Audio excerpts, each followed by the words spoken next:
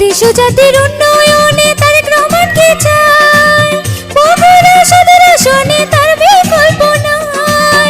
সব শেষে বলে যায় ধানের শীষে ভোটটা চাই, সদর আসনে বলে যায় ধানের শীষে ভোট চাই।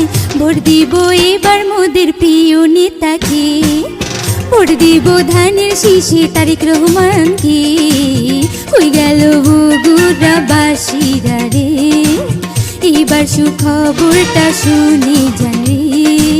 বগুড়া সদর আসনে আমরা অনেক খুশি, তারেক রহমান ধানের শীষ প্রার্থী রে। কই গেল বগুড়া বাসীরা রে, এবার ভোটটা দেবেন ধানের শীষে। কই গেল বগুড়া বাসীরা রে, ভোট দেবেন তারেক রহমানের ধানের শীষে। কই গেল বগুড়া বাসীরা রে।